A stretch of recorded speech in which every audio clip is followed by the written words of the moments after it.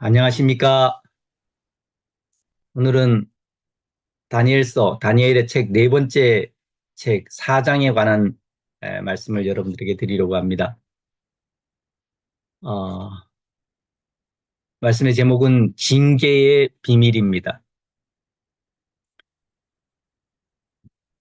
다니엘서 4장의 교훈은 몇 가지로 우리에게 확인해 볼 수가 있습니다. 첫 번째로는 바벨론 왕 느부갓네살의 신앙 고백입니다. 하나님의 백성들에게는 가장 큰 원수인 바벨론입니다. 이 바벨론 왕, 그것도 이스라엘을 세 번씩이나 침공하고 이스라엘을 완전히 파멸시켰던 왕 느부갓네살이 하나님께 신앙 고백을 한다는 것, 굉장히 특이한 사건입니다. 두 번째로는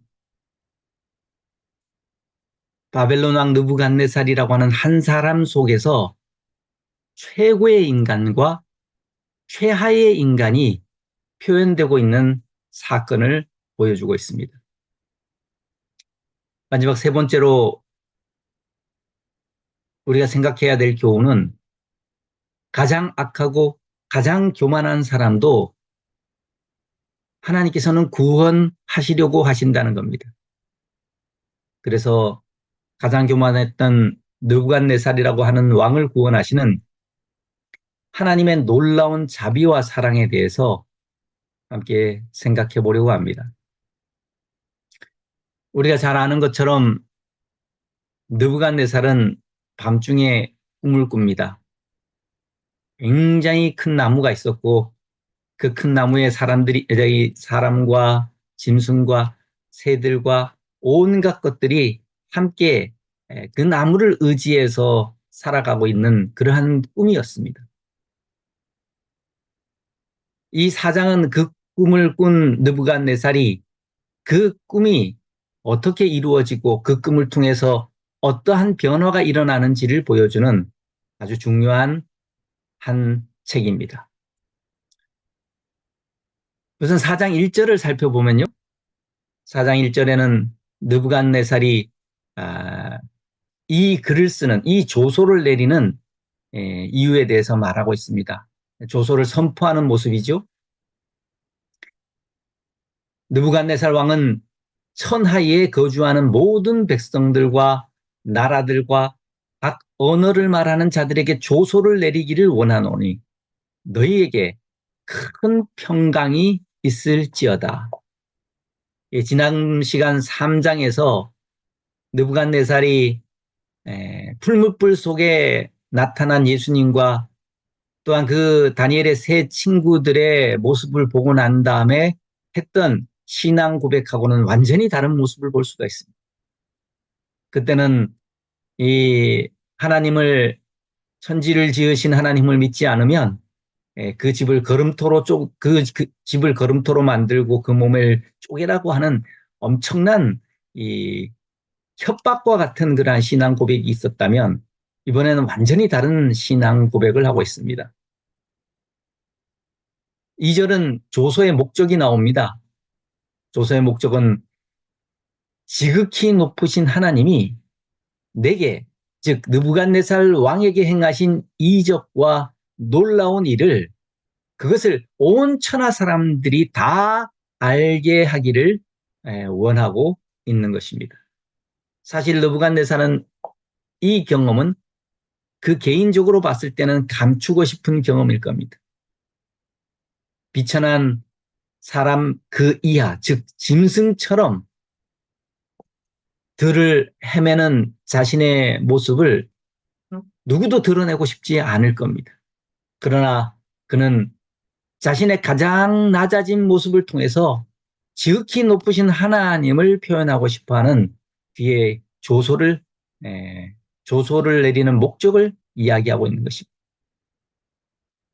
그 조소의 결과는 다음과 같이 나타나 있습니다. 크도다 그의 이적이여 참으로 능하도다. 그의 놀라운 일이 그의 이리여 그의 나라는 영원한 나라요 그의 통치는 대대에 이르리로다. 예, 여기서 그 조소를 통해서 지극히 높으신 하나님이 행하신 이적과 놀라운 일을 그것도 자기의 가장 비참한 모습을 통해서 드러냄으로 인해서 그는 하나님의 나라는 영원한 나라고 하나님의 통치는 대대에 이르리라고 하는 가장 위대한 국가, 가장 강력한 국가였던 바벨론이라고 하는 나라를 통치하는 느부갓네살이 고백하는 신앙 고백의 모습을 볼 수가 있습니다.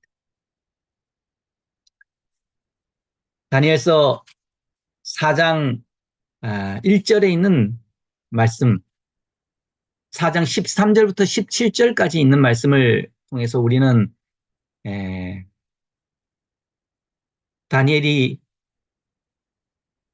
이 느부갓네살이 꾼 꿈에 대해서 어떻게 설명하고 있는지를 나타내고 있습니다. 우선 그 꿈에 대한 설명을 듣기 전에 과연 신앙이란 무엇인가 생각해 볼 필요가 있습니다. 왕은 자신이 그동안 들어오고 그리고 다니엘을 통해서 보고 있던 하나님에 대한 이야기를 그동안 하고 있다가 지금은 자신이 직접 경험한 하나님, 즉 자신이 직접 경험한 후에 하나님이 어떤 분이신지, 하나님의 사랑이 무엇인지, 하나님의 통치가 무엇인지에 대해서 신앙의 고백을 하고 있는 것입니다.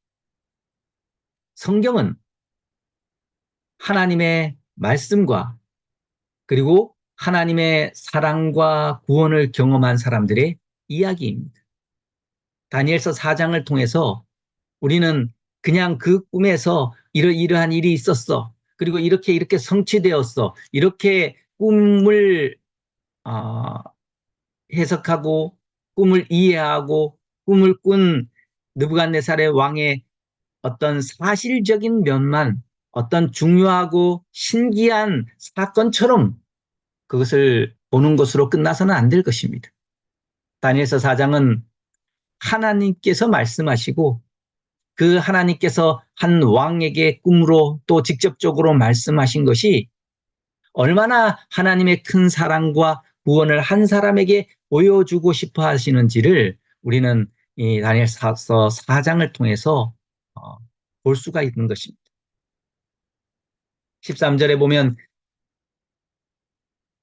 이렇게 왕은 다니엘에게 자기가 꾼 꿈을 이야기하고 있습니다. 내가 침상에서 머릿속으로 받은 환상 가운데 또 본즉 한 순찰자, 한 거룩한 자가 하늘에서 내려왔는데 그 엄청난 큰 나무, 그 나무를 향해서 한 순찰자가 내려온 다음에 이렇게 소리를 지릅니다. 그 나무를 베고 그 가지를 자르고 그 잎사귀를 떨고 그 열매를 해치고 짐승들을 그 아래서 떠나게 하고 새들은 그 가지에서 쫓아내라. 한 사람과 한 나무에 이처럼 큰 비극과 이처럼 큰 저주와 재앙은 없을 것입니다. 그러나 15절에는 그 뿌리에 그루터기를 땅에 남겨두고 새와 노줄로 동이고 그것을 들풀 가운데에 두어라. 그것이 하늘 이슬에 젖고 땅의 풀 가운데서 짐승과 더불어 제 몫을 얻으리라. 16절에는요. 또 그 마음은 변하여 사람의 마음 같지 아니하고 짐승의 마음을 받아 7대를 지내리라.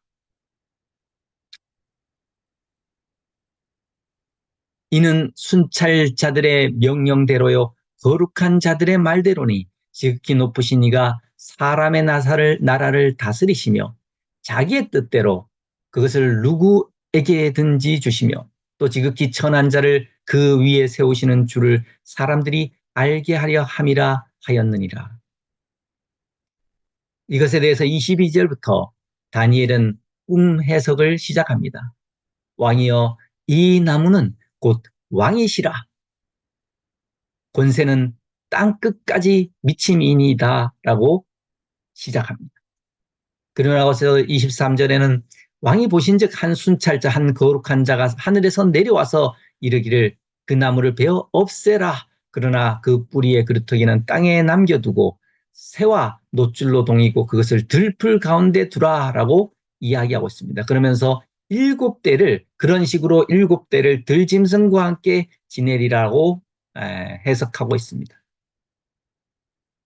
24절의 왕이여 그 해석은 내 주왕에게 미칠 것이라라고 엄청난 말을 이제 해석으로 시작하기 시작합니다. 25절에 보면 왕이 사람에게서 쫓겨나서 들 짐승과 함께 살며 소처럼 풀을 먹을 것이며 라고 이 꿈에서 꾼 것이 느부갓네살 왕에게 해당되는 것임을 이야기하고 있습니다.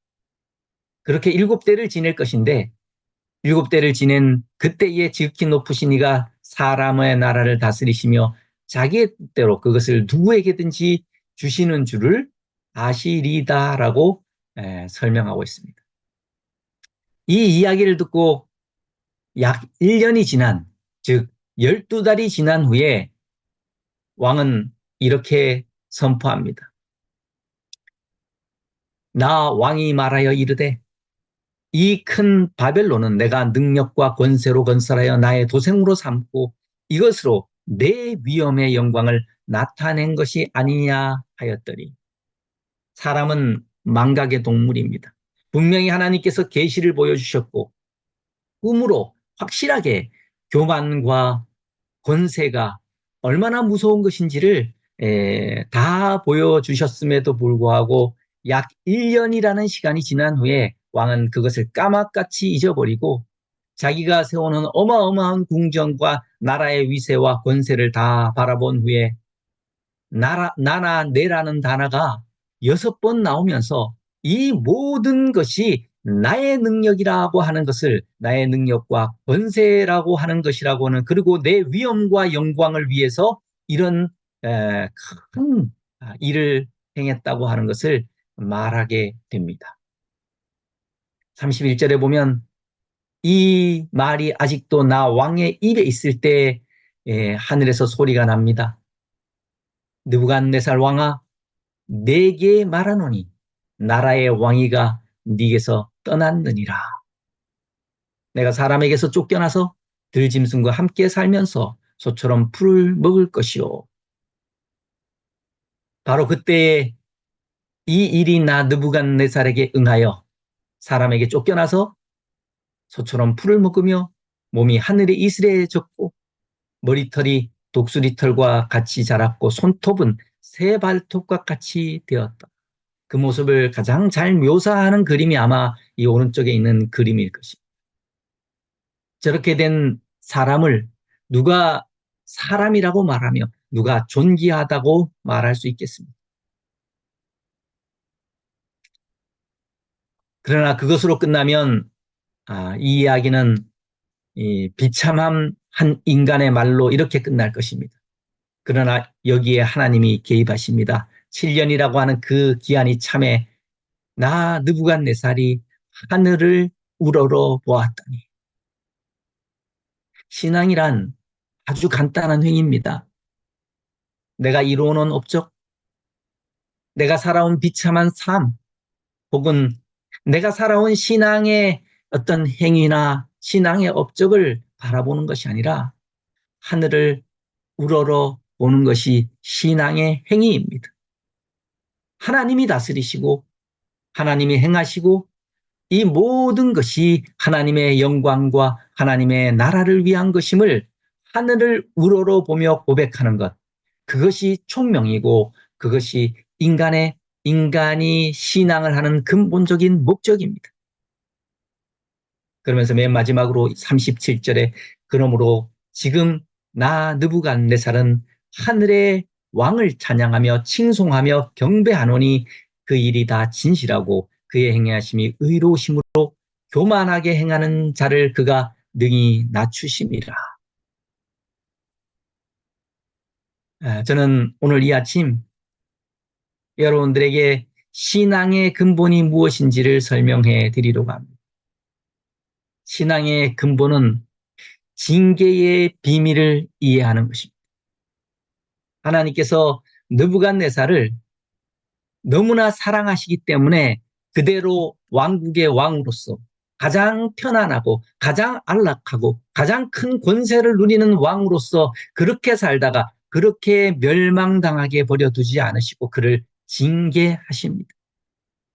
그의 교만을 꺾고 그가 생각하는 나라와 권세가 인간의 손에 달렸다고 하는, 그리고 그것이 자기의 능력과 자기의 업적이라고 하는 생각을, 그것을 없애버리는 것은, 그것을 땅바닥까지 낮추는 것은 징계와 징벌밖에 없습니다. 그 징계와 징벌은 하나님께서 나라를 다스리시며 하나님께서 한 인간을 향한 사랑과 긍휼과 자비는 그를 이 땅에서 잘 살도록 하는 것으로 끝나는 것이 아니라 그를 회개시켜서 그가 가장 낮은 위치에 있을 때 그는 가장 낮은 위치에서 예수 그리스도의 질고와 고난과 징벌을 경험하게 됩니다. 그리고 그곳에서 그는 하늘을 우러러서 하나님이 인간을 어떻게 사랑하시는지를, 그 인간을 사랑하시기 때문에 예수 그리스도라고 하는 하나님의 아들을 통해서, 아들의 시련과 고난을 통해서 인간을 어떻게 구원하시는지를 가장 큰 권세를 가졌던 느부갓네살 왕을 통해서 예수 그리스도의 희생을 보여주고 계신 겁니다. 저는 때로는 오해했습니다. 느부갓네살을 그렇게 징계하시고 그루터기를 쇠사슬로 묶어두는 것은 마귀를 정죄하고 천년 동안 이 지구의 감옥에 묶어두는, 그래서 느부갓네살이 하도 악하게 행했기 때문에 그를 징계하는 것으로 그렇게 생각하는 적이 있었습니다. 그러나 아닙니다. 느부갓네살의 징계는 마귀가 받을 징계가 아니라 예수 그리스도의 받으실 징벌과 슬픔과 고난을 느부갓네살 왕이 경험하는 모습을 보여주고 있습니다. 느부갓네살은 한 인간이었음에도 불구하고 그가 그의 왕직을 내려놓고 가장 비천한 모습으로 전락하는 모습을 통해서 얼마나 많은 사람들에게 동정과 불쌍히 여김을 받았는지 모릅니다. 그러나 그 징계는 한 사람을 구원하기 위해서, 또한 느부갓네살에 있는 수없이 많은, 느부갓네살이 다스리고 있는 나라에 살고 있던 수없이 많은 사람들에게 예수 그리스도의 모습을 보여주는 중요한 상징으로 볼 수가 있습니다. 그래서 저는 이사야 53장 4절부터 6절까지 있는 말씀을 여러분들에게 소개해 드리려고 합니다. 그는 실로 우리의 질고를 지고 우리의 슬픔을 당하였거늘 우리는 생각하기를 그는 징벌을 받아 하나님께 맞으며 고난을 당한다 하였노라. 그가 찔림은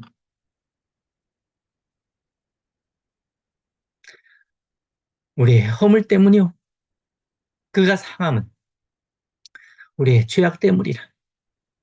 그가 징계를 받음으로 우리가 평화를 누리고 그가 채찍에 맞음으로 우리가 나음을 받았도다. 우리는 다 양 같아서 그릇 행하여 각기 제 길로 갔거늘 여호와께서는 우리 모두의 죄악을 그에게 담당시키셨도다. 예수님의 희생은 사람들의 눈에 보기에는 인간 이하의 취급을 받고 가장 비참한 모습으로 끔찍한 모습으로 보일 수 있지만 그 모든 것이 우리의 죄와 우리의 허물 때문입니다.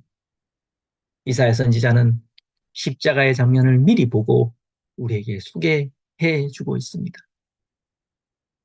때론 우리가 시련을 당하거나 또는 내가 잘못한 것 때문에 징계를 당할 때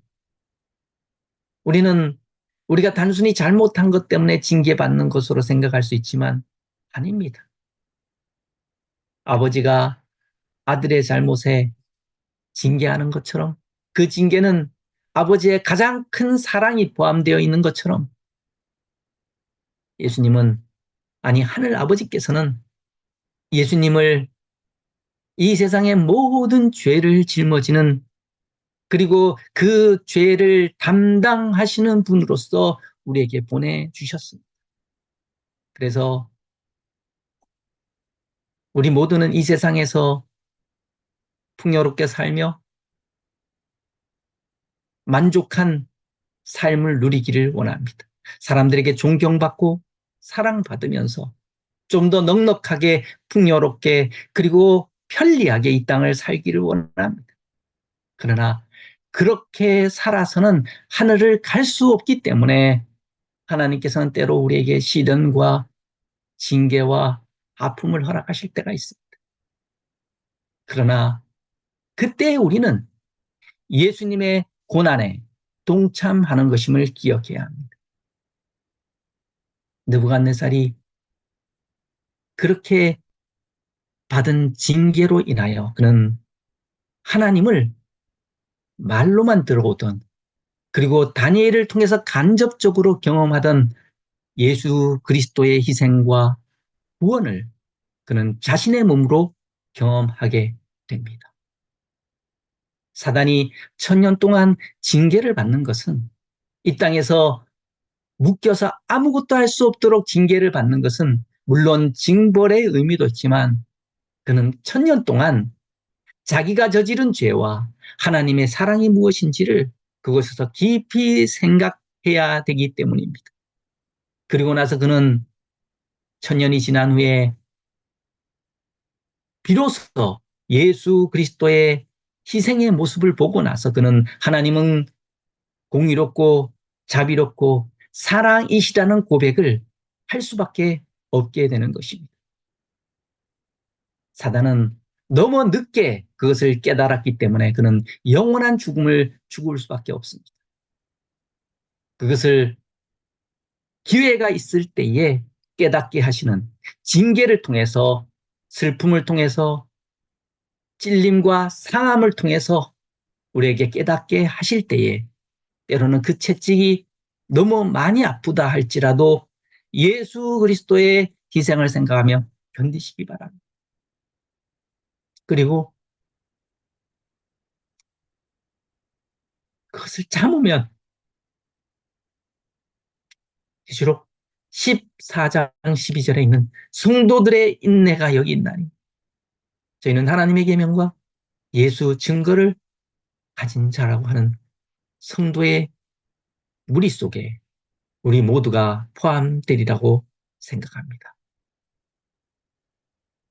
그 인내가 여러분과 저의 삶 속에서 올바로 경험되어지도록 기도하시고 하나님의 성령의 감동하심을 경험하는 삶이 되기를 간절히 바라면서 말씀을 마치겠습니다. 함께 기도드리겠습니다. 하늘에 계신 하나님, 우리 아버지, 예수님의 십자가와 희생을 생각할 때 우리는 그것이 예수님 것이라고만 생각하고 우리는 편해도 되고 우리는 이 땅에서 존귀함을 받아야 되는 사람처럼 스스로 착각할 때가 얼마나 많은지 모릅니다. 그러나 예수님께서는 말씀하십니다. 너희가 나를 따라오거든 자기 십자가를 지고 나를 쫓을 것이니라 라고 말씀하셨습니다. 때로 우리에게 징계와 시련과 고난과 아픔의 십자가가 주어질 때 나만 당하는 시련처럼 그 시련에 짓눌리지 않도록 우리를 도와주시옵소서. 예수님께서 십자가를 지시면서